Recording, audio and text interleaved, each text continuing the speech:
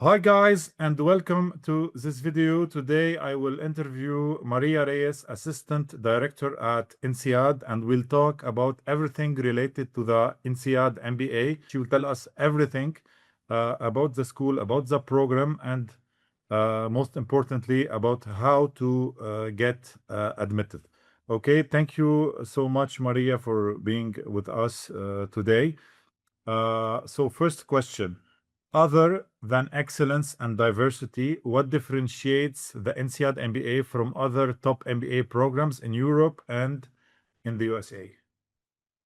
Very good. Well, first of all, thank you very much for inviting me to be in your podcast, and welcome everyone who is about to see this in the future. So, very good question. I think joining a program like INSEAD, I think one of the things that we offer outside of being multicultural, multinational, across the globe is really the network, not just the network of alumni all around the world that is going to serve as a great resource to those enroll in the program, or even it starts even before you arrive at INSEAD, doing your research, finding out about the program. Our alumni are a tremendous resource, but that continues on after you graduate from the program, you find your dream job, but who knows, 2 years later, 5 years later, you're looking for another dream job,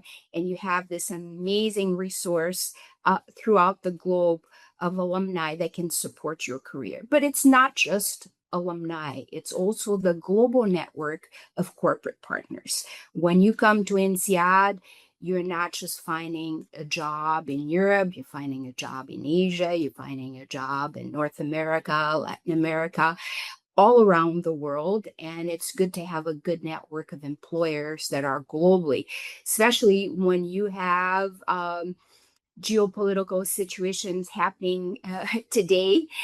It's more important to have more flexibility where you can move around the world. So I think outside of our curriculum, our diversity, the global outreach is really one of the things that really differentiates, and it's more relevant than ever before when applying for MBA programs or any other program. Okay, great. Thank you. So now let's talk a bit about admissions. So let's start with the ideal age. So what's the ideal age to pursue an MBA at INSEAD, and what are the minimum and maximum ages you typically accept? Yeah. So ages may work in Europe. I know when candidates introduce themselves in Europe, the first thing they say is their age, but really it's more important to talk about years of work experience, because in some places in the world we don't talk about age. So let's talk in terms of work experience, and it varies from candidate to candidate. But if I was to plot the work experience of the full-time MBA program at INSEAD on the bell curve, I would say about 10% of the class is maybe 2 to 3 years of work experience after their undergrad degree. So this is professional full-time experience. And then the majority of the bell curve will be between 4 to 6 years of work experience. And then at the end of the curve, usually less than 10%, 6+ up to 10, maybe even 11. And all of this is a function of what's happening in the marketplace in terms of job opportunities. So when the job market is really good, then the average work experience in the program tends to be less. So maybe you are 4 to 6.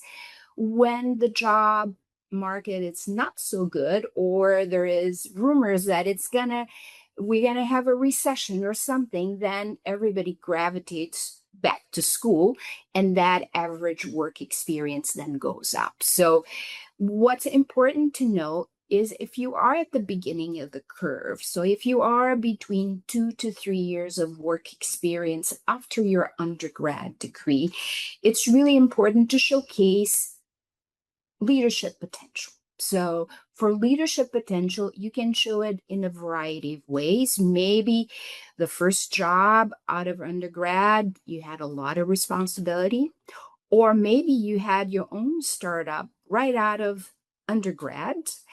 You started your own business, or maybe you had it part-time while you were going to school.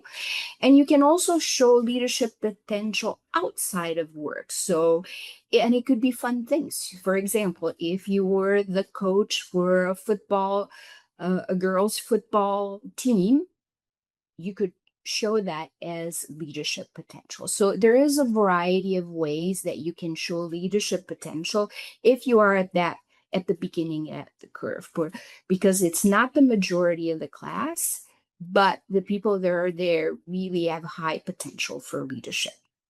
Okay. Hope that helps a little bit. Okay. So we didn't talk about age, but is is there really no limit? For example, a 40 years old could still get admitted, or it's gonna be difficult? It depends. They might be at the end of that curve. They might be the 6+ up to 10, 11s. It kind of all depends. Obviously, if you have 2 to 3 years of work experience after your undergrad, you're probably going to be in your early mid-20s. If you are between 4 and 6, if we need to talk about age, then you're going to be like in 29, 30s. If you're at the end of the curve, you're probably already in your mid-30s, maybe even early 40s. But it's best to talk about in terms of work experience rather than age. Okay, great. So next question, how important is international experience for INSEAD applicants? What type of international experience do you value most? And it is absolutely necessary to have worked or studied abroad? Yeah, great question. So what we're looking for is global mindset. So we're going to have some candidates who have lots of international exposure. Maybe they already traveled the world, they did several study abroad, maybe they're working with international clients, maybe they're multicultural individuals, multinational, multilingual. So we're going to have candidates that have a lot of those types of exposures and some that have limited. But what's important is really to see their global mind. And I'll give you a quick example. Many years ago, I met a current alum that is from Chicago.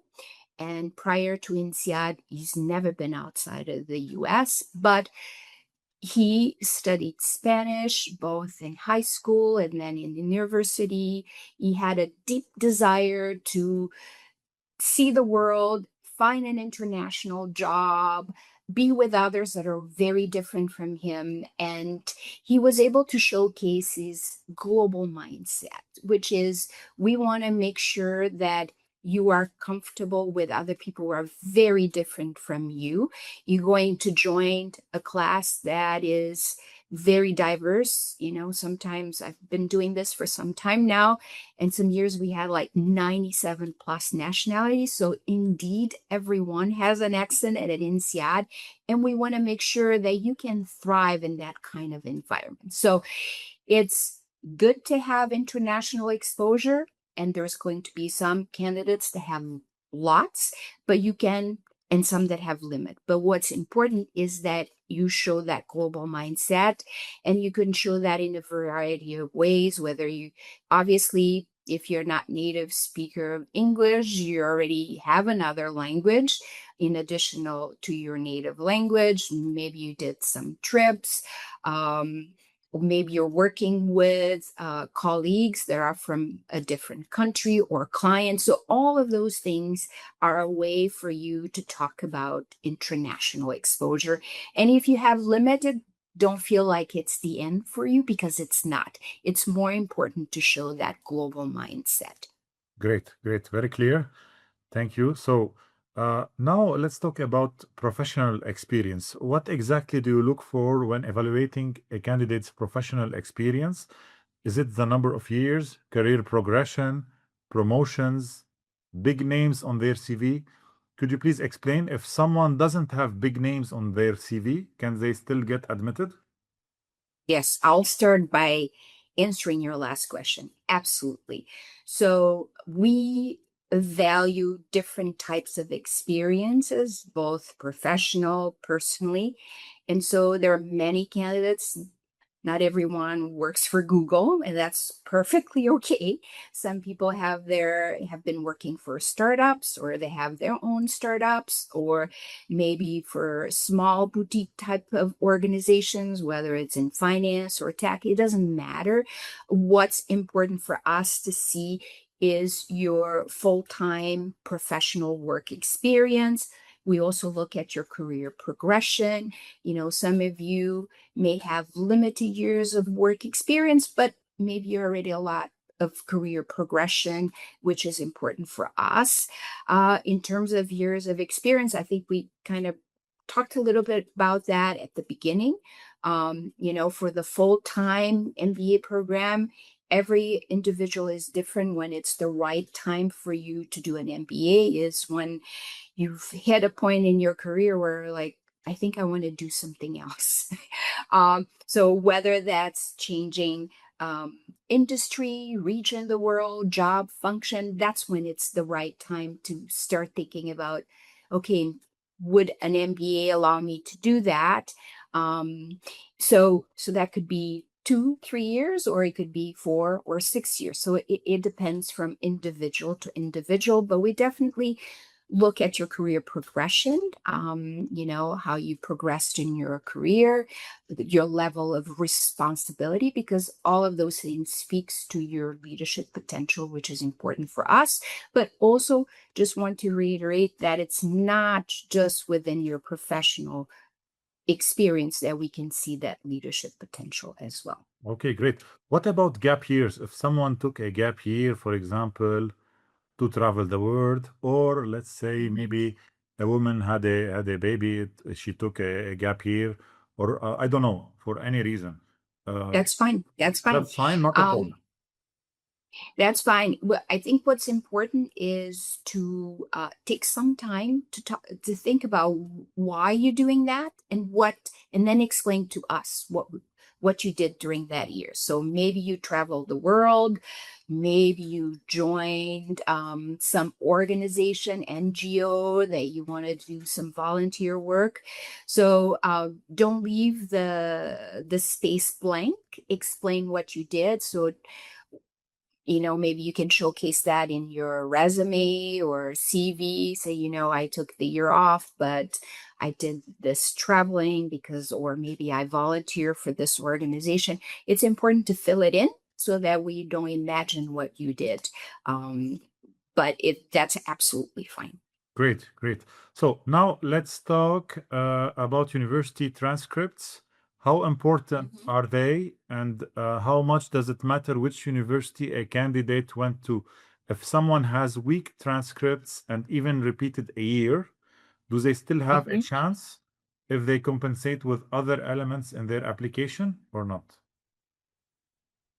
So it's a minimum requirement for the full-time MBA that you have at least an undergrad degree from an accredited college or university.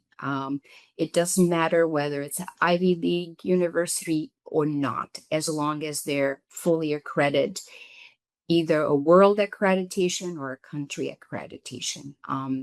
So that's important for us. How you did in your undergrad, unfortunately, you can't go back and redo it. And that's okay. You graduated, but there's other ways to showcase your academic capacity to the admissions committee. So if you didn't do so well as an undergrad, it's important to maybe do better on the GMAT or the GRE. So show them that you can handle the academic rigor. So what you did in the past, unfortunately, we can't go back and correct it, but you can certainly have more control on what you're doing today. And the GMAT, doing a solid score in the GMAT or the GRE, is a good way to prove the admissions team that you can handle the rigor of the program. Great, very clear. So let's talk about the GMAT. How important is it, and what score should candidates be targeting on the GMAT Focus edition? I have many candidates who scored 585 or 595 and still hesitate to apply because they read somewhere online that you absolutely need at least 645. I always encourage them to apply because I know their scores are good, but some of them still refuse. What would you say to these candidates and about the GMAT overall? Yeah, so it's a very good question. I too have these questions a lot. So let's talk a little bit about this. So when the admissions team or committee looks at your academic capacity, there's several things there. So yes, we look at your undergrad or any other degrees you may have, see how well you've done, see also the work or the course load you had. You know, if somebody has an undergrad from arts and another one has from engineer, obvious the degree of difficulty might be different. So we look how well you've done in your previous academic degrees. Sometimes we also look at what you do professionally. So if you have a very quantitative background, like if you're an engineer or a financial analyst and so on, we consider that. And then, of course, the GMAT or the GRE. A 595, I think it's around 72 percentile, something like that. And then a 585 is around 65 or plus percentile. So that's not too bad. INSEAD doesn't have a minimum or a maximum, but that's within our recommended percentile. So we usually recommend around 66 percentile for the quant and data insights, and then the 60 percentile for the verbal. So that's, I would say, if you're scoring around that, please submit. It's okay. And then keep in mind that in addition to the academic ability, there's also other criteria. You know, for INSEAD, we've been talking about the international exposure, motivation. So that's another one. We also talked about the leadership potential. That's another one. And then the one we didn't talk about that I'll just briefly mention is what are you bringing into the program outside of work? You know, maybe you're a juggler for Cirque du Soleil. Maybe you play the accordion. So INSEAD looks at your profile as a whole human being, not just professionally, but also personally, because we want to make sure we have a very diverse class. So don't get stuck with the GMAT. If you are in this 595 or 585, let's talk. Okay, great. So for the GMAT, 66 percentile on quant and data insights and 60 percentile on the verbal part, right? Around Yes. this scores. What about the GRE? Could you give us the percentiles? Sure. For the GRE, it's a little bit higher. So we usually look for a balanced score of around 80 percentile for the quant and the verbal. Okay, so for the GRE, we need around 80 percentile on the quant and on the verbal part. Okay, great. That's And clear. by the way, these are just recommendations. Of course, if of you're course. close to it, let's talk. Of course, of course. Sure. Great. So now let's talk about background. Many people worry about this. I see lawyers, artists, and others reaching out who feel they don't have a strong enough background to get into INSEAD MBA. What would you say to them? So at INSEAD, we have a diversity in nationalities, but also professional backgrounds, personal backgrounds. I've been at INSEAD for, it's going to be 11 years in August, and I've seen many backgrounds. I've seen Broadway singers. I've seen New York ballerinas.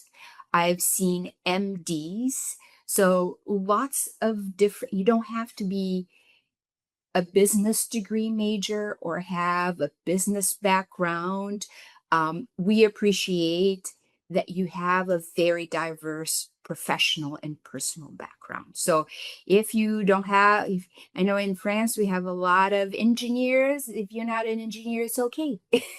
We appreciate having a diverse background. Great, great, very clear. So now let's talk about CV and essays. What tips would you give to help candidates prepare a strong CV and craft compelling essays? Yeah. So let's tackle the resume CV. So at INSEAD, we usually please do ideally one page. If you already have lots of work experience, maybe expand it to 2 pages, but no more. The resume CV is just an outline of your work experience, maybe where you went to school. Don't try to do many fancy graphics. This is probably, in the admissions team, when we look at your file, this is probably, when I used to read applications, this was like the first document that I would look at just to get an overview of your work experience, your education, maybe any extracurriculum. So don't spend too much time. I think we probably will spend 30 seconds looking at it, just to give us a quick overview of your profile. And then at INSEAD, you'll have the career essays, which is an opportunity for you to give us a little more input where you've been, where you want to go, understanding your career progression. So don't worry too much about the CV, resume. Once you're at INSEAD, the career coaches will help you customize a CV that is going to target whatever industry or job that you're looking for. So not too much time. There is a template on our website under admissions. So if you're looking to see what it looks like, as long as you follow that similar format, it's totally good for us. You don't need to go beyond that. And then in terms of essays, so I just mentioned the career essays. It's an opportunity to understand your goals, your experience, and your career progression. And then there'll be 2 other essays that are more to understand who you are as an individual. I would say, even though our essays are short, take a little time to think through how to write them. Okay. I know we were very tempted about using AI to brainstorm and then to correct. Please stay away. I think it's a better exercise if you do it on your own. This is a unique opportunity that maybe you'll be quite a while before you have this opportunity to do a little introspective of why you want to do the program. So take your time to do it. Once you get to a point where you feel really good about them, then ask 2 individuals to read them. If you talk to your friends, your family, your colleagues, they're probably like, oh, I'll read your essays, but no more than 2 people. One, to make sure that your voice, your personality is coming through. And another one to make sure that you're answering the question, because actually that's the most important. And then once you hit submit, you also will get a link to the video interviews. And in the video interviews, there is also an exercise for you to write a 5-minute essay. So the goal is for all the essays to kind of sound like the same person. So if you're going to edit and curate the essays in the application, and then you're going to have 5 minutes on this video interview to write your own essay, and if they look kind of different, it's a red flag. So take your time. We're not looking for perfect essays, but we're looking that they came from you and that they are authentic. Exactly. Nice. This is what I tell to all my applicants, that do not use Good. AI. We're all in the same Yeah, page. exactly. Excellent. If they use AI, it's average essays. We know directly that it's AI. It's the same structure, same ideas. Always I tell them to write authentic essays Mhm. to really convince the Yeah. committee of.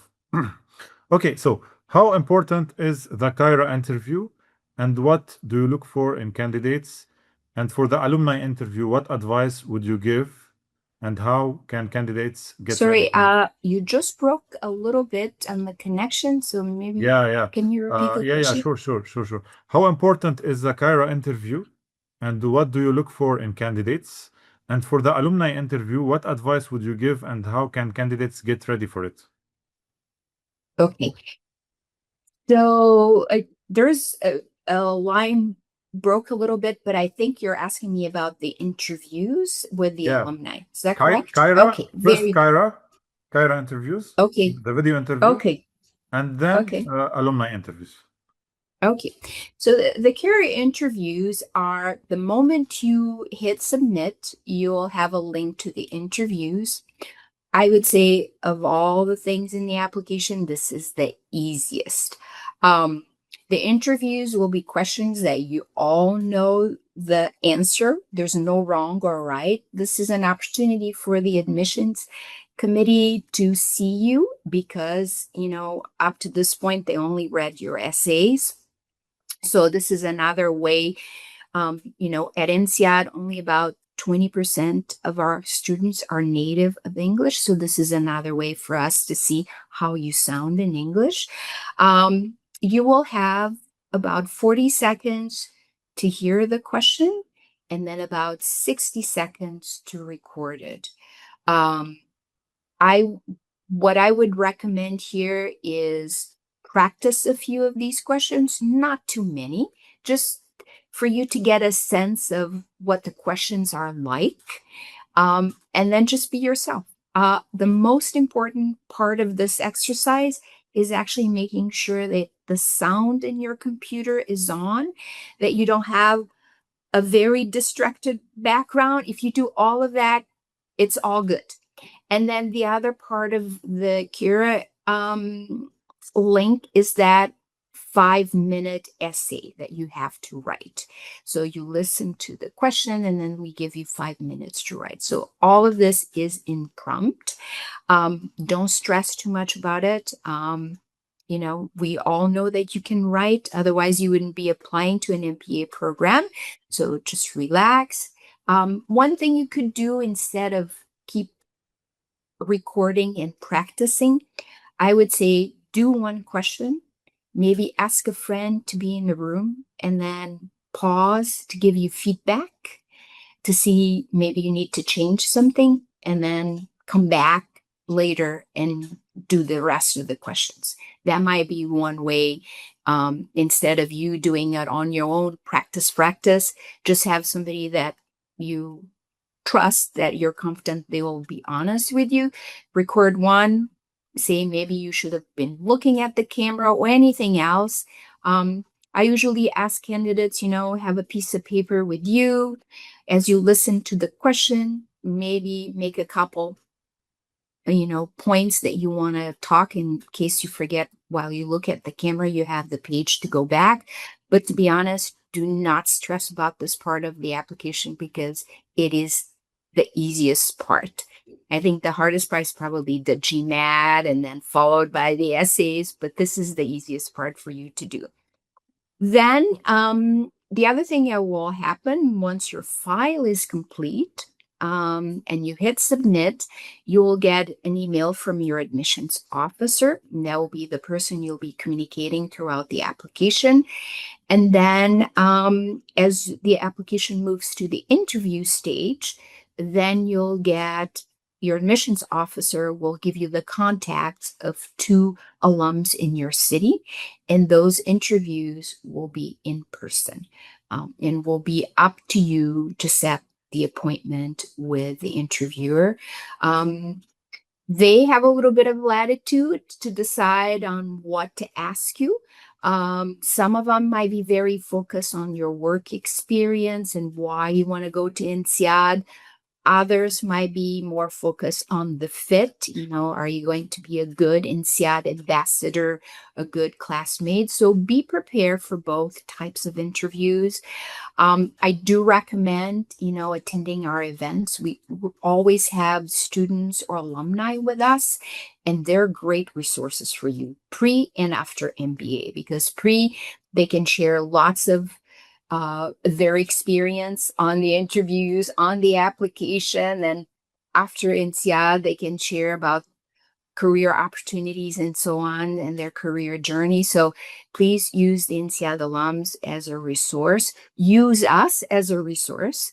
Our team is a global team, and we all here to help you within the application process and any questions you may have. Okay, great. I have a curious question. What's the weight of the alumni interview?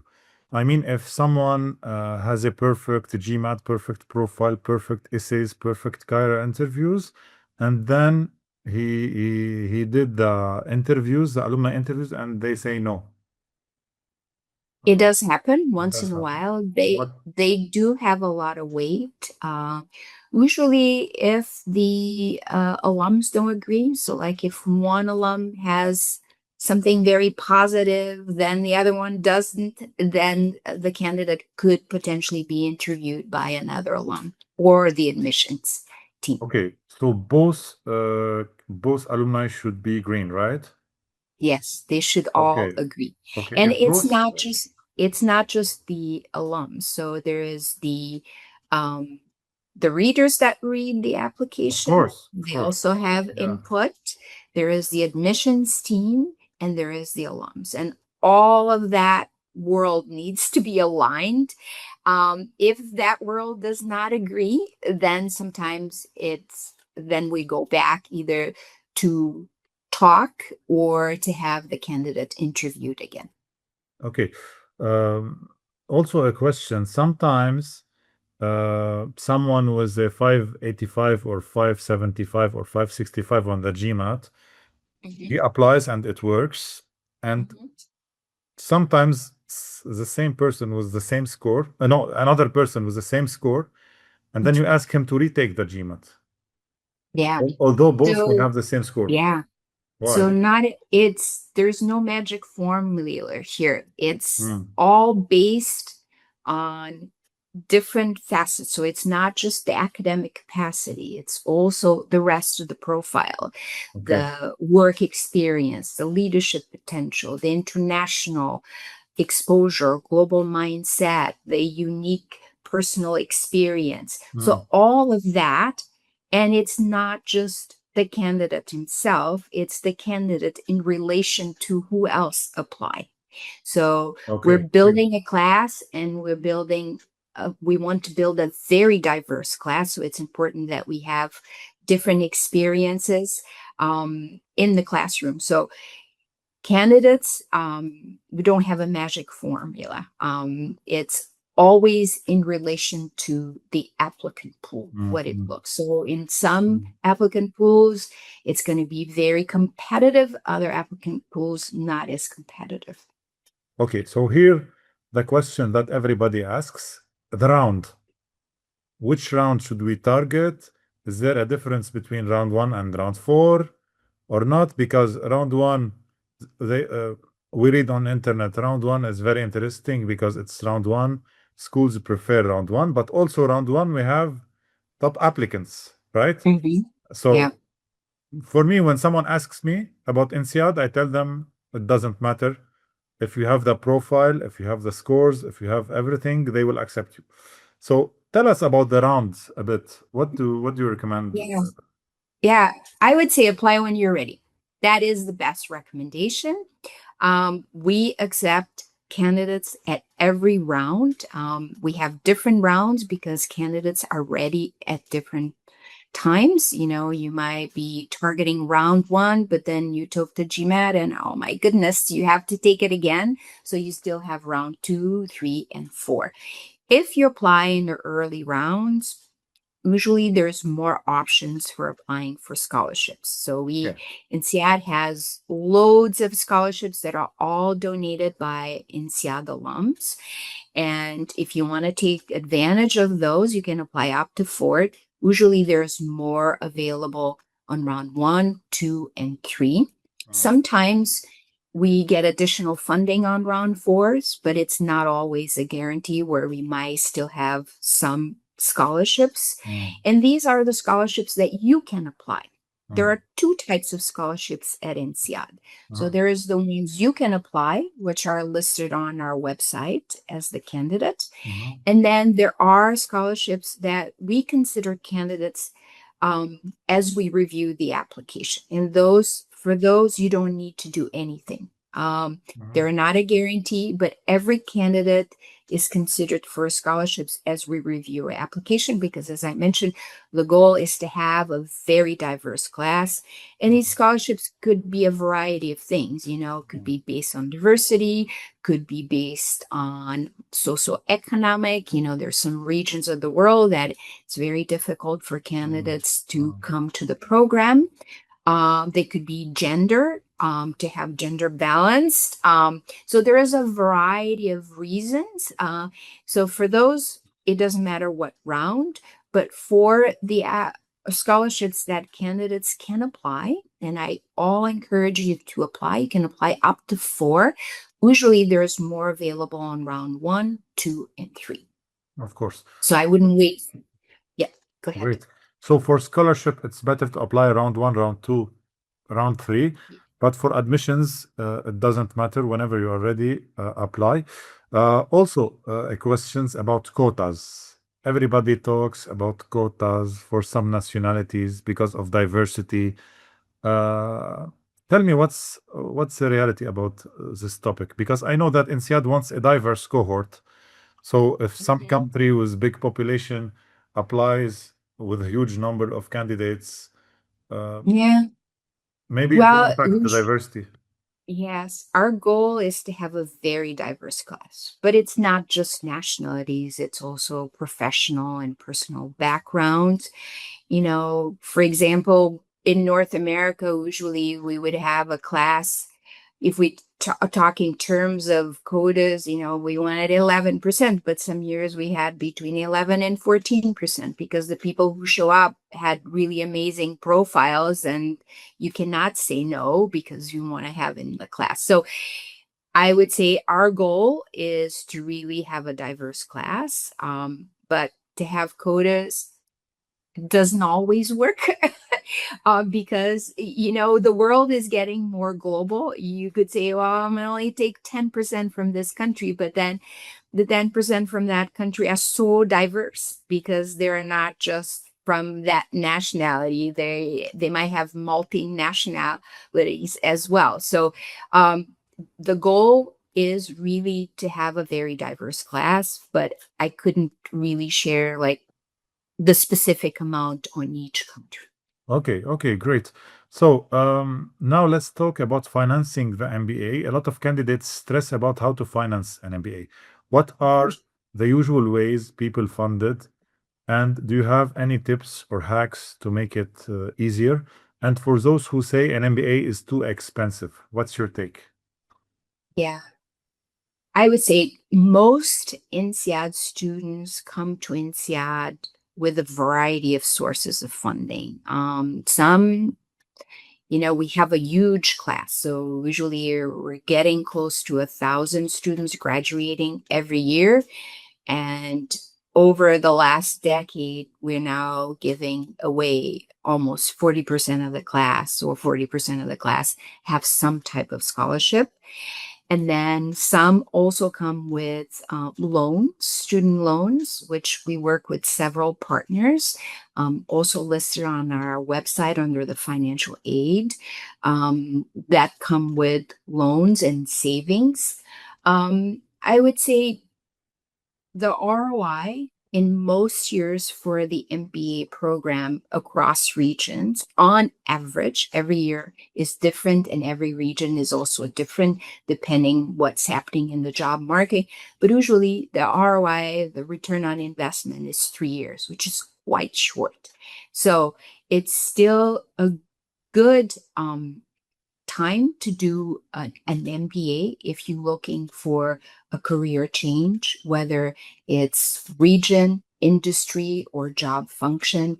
And if you're looking to do all those three at INSEAD, about 20% of our students are able to change those three dimensions of their career, and about 80% at least one of them, either job, function, industry, or region of the world. So I think it's a very good investment if you want to change career and you want to have more of a strategic role, because I think 3 years is quite short Definitely, to get your money back. especially compared to other MBAs, especially the US MBAs, where you need more than 5 years to pay back your tuition. Okay, now a very important question about AI. We are currently seeing major developments in the AI sector, with companies Mhm. like OpenAI, Anthropic, and many others transforming entire industries. Many legacy sectors, including software and cybersecurity, are already being disrupted. AI is also expected to significantly impact banking and management consulting, which are important sectors for MBA. Yeah. In this context, what is INSEAD doing to remain at the forefront in this new era? How is the school adapting its curriculum, research, and partnerships to prepare students to lead in an AI-driven world? Yes. This is a very important time for MBA programs, because, and this is where we can really differentiate ourselves from other programs, in that it's more important than ever before to really load on strategy, tools that help you with strategy, critical thinking, and leadership skills. AI doesn't do that yet, but these are uniquely human. And so where our added value as an MBA program is when we can support and give tools to our students where they can have better strategy, better critical thinking, and better leadership skills. This is what differentiates us. In terms of using AI, yeah, INSEAD's been doing that for quite some time. Even pre-COVID, we already had our case studies in virtual reality. So those have been happening for many years already. And then just last year, we got a 15 million gift to open. It's called the Human and Machine Intelligent Institute. And the goal for that institute is really to advance research at the intersection of human and AI. So really a lot of different initiatives going around on campus. Obviously, our students, our professors are all using at some level or another. But what's important is really to keep the human part as integral to this new technology. How is it going to impact us, and how can we use it to really become more productive, but also being able to add value as humans? So that's lots of research. I mean, from the non-degree programs, it's high demand AI, from things ranging from just strategy, but also like even things more at a basic level of figuring out how to use an agent or create an agent. So lots of different initiatives, but I think what truly differentiates the INSEAD MBA program is really giving the tools that our students can focus on, having more strategy, better at strategizing, within their professionals, having more critical thinking, and then, of course, having better leadership skills. Great, great. Thank you so much, Maria, for being with us today. It was a very good podcast today. A lot of people will benefit from your tips and hacks. And for some, if someone wants to contact you, maybe I will put your contact in the description of this video, Yes, please do. Feel free to share Yeah. my contact. or maybe your Um, Calendly link to book directly a session Yes. with you. Yeah, and please feel free to attend our events. I think that's a great opportunity for you to continue connecting with us, but the INSEAD alums and students who are a great resource to you. So feel free to reach out to me personally. And I hope to see you on campus very soon. So thank you Great. very much for having me today, and have a fantastic day. Great, great. Thank you, Maria. So you will find everything in the description of this video. So to contact Maria, and if you want to prepare the GMAT, or if you want some help in the application process, the interview, everything related to admissions, you can also find my number and my email, and you can contact me. Thank you again, Maria, and see you soon, maybe on campus. Sounds very good. Thank you. Bonne journée. Bye. Bonne journée.